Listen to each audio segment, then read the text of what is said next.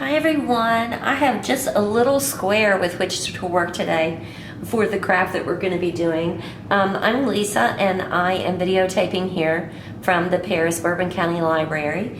It's another beautiful summer day. I hope you're enjoying it.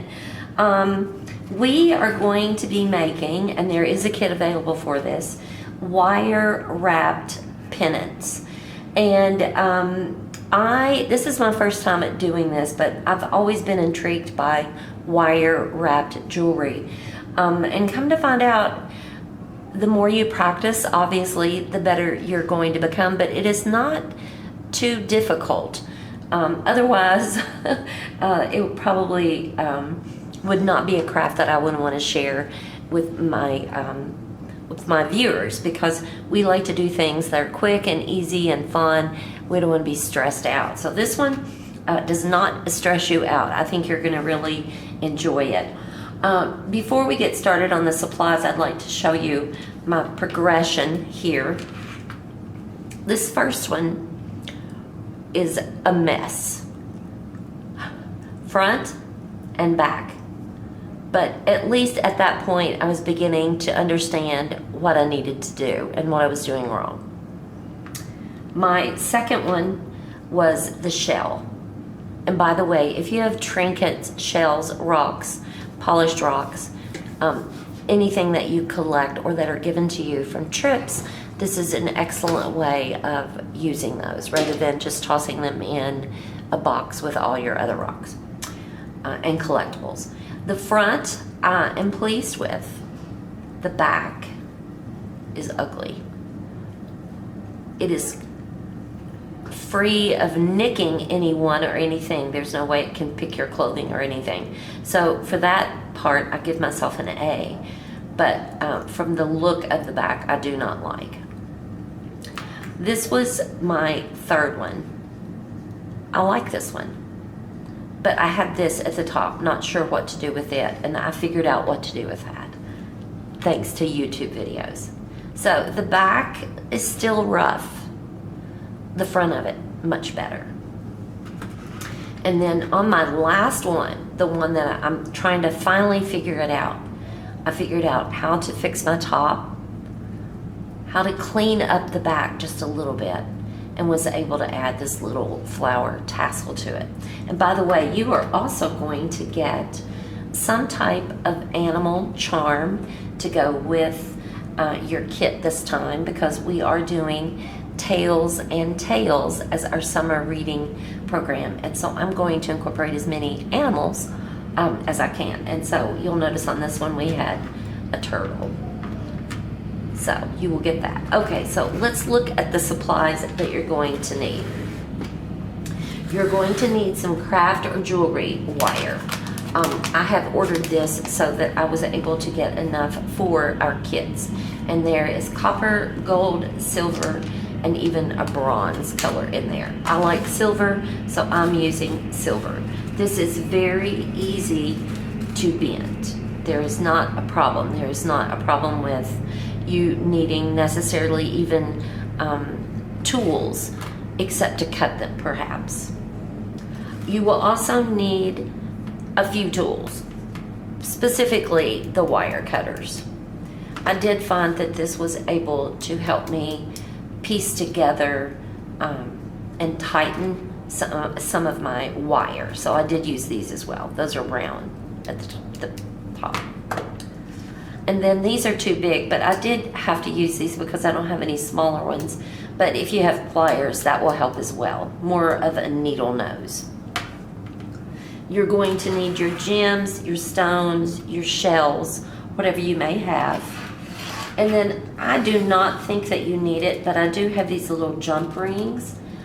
So you could use those. I'm going to include one in your kit, but I don't think you're going to need it. And I believe that is it. So let's get started. Let me pull the pieces that are short, because I am going to keep those short pieces. You can use those. And I'm going to need a piece, and again, you will get a couple of pieces of wire. And this is a small stone that we're doing, so I'm going to make that about 10 inches times 2.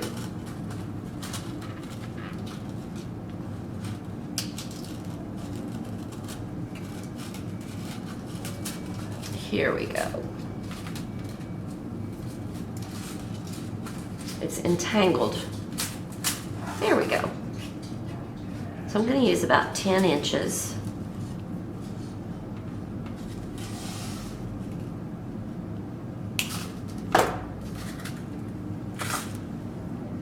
And I'm going to find my center.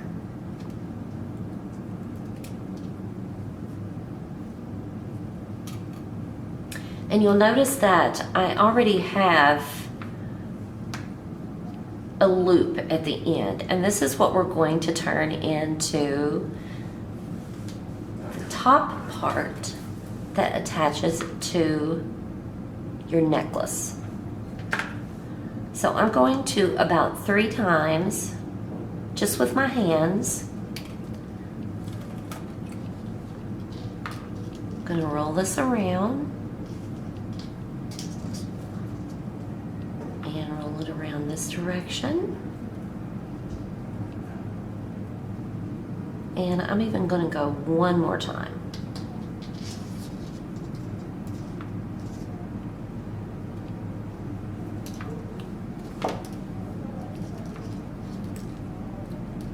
Now I just made my top loop, the actual part that the necklace is going to hang from. I'm tightening it up. I'm even going to use a utensil that I have here just to kind of, I'm not flattening it necessarily, I'm just giving it shape. Now I'm going to hold this tightly, and I'm going to twist tightly 3, 4 times.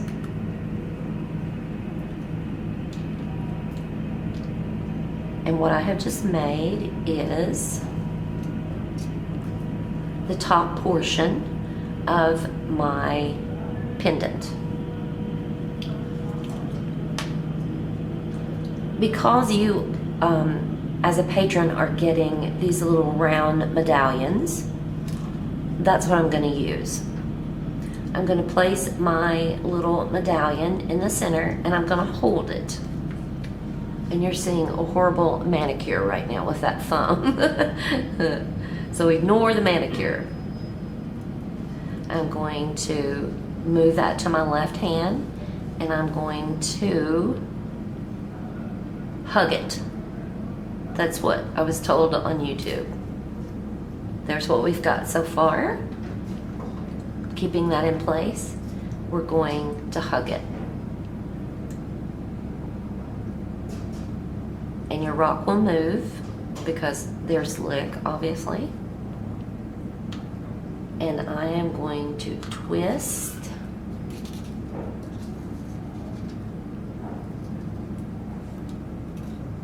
three, maybe 4 times.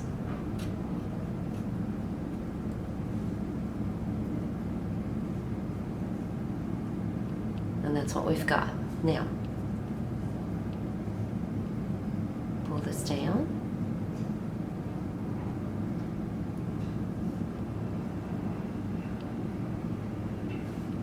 And we have 2 wires. One goes this direction, one goes this direction. That's what you're looking at. Hold this in place.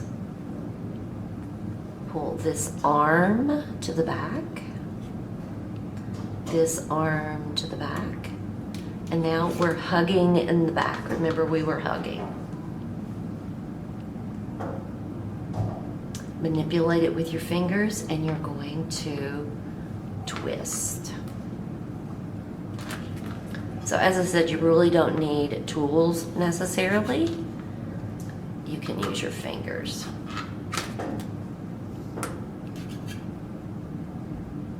Now I'm going to straighten this up. Now, there I go. Is it tight enough? Well, we're gonna see. So here's what we're gonna do. We're gonna pull this up on the back.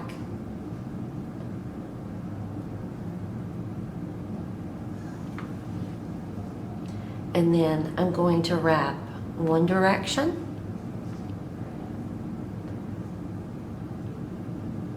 In the opposite direction. And I can twist that around there as many times as I want to make sure it is anchored. I'm going to trim.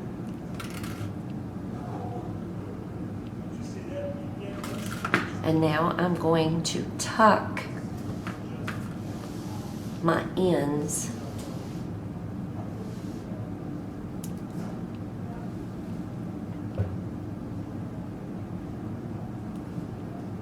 right down in there.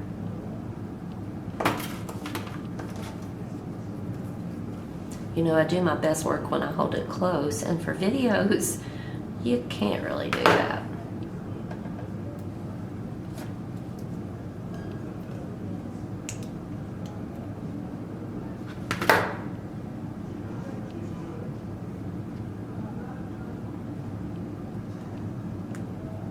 There we go on that side.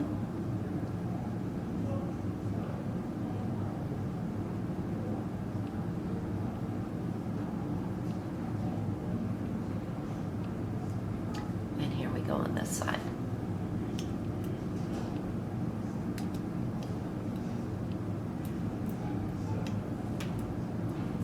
Now, if you're unsure if it's tight enough, then you can take, this is called crimping, the end of your, let's see if we can do it with this one, and twist. It creates a little bit of a bend and tightens the wire.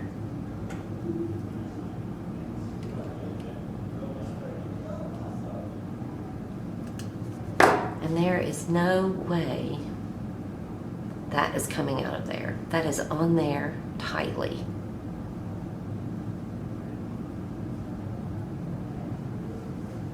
And my back is looking a little neater. The first couple were very bad. There are some wonderful YouTube videos. So if you feel lost, if you feel like, oh my gosh, I can't do this, because I did, then get onto YouTube and Google, or excuse me, do a search on wire wrapped jewelry and you can get it. Now let's critique this. Definitely off center, but I'm not bothered by that. Overall, pretty good job. See where I crimped on the sides? I like the look of that. And it helped to tighten the wire.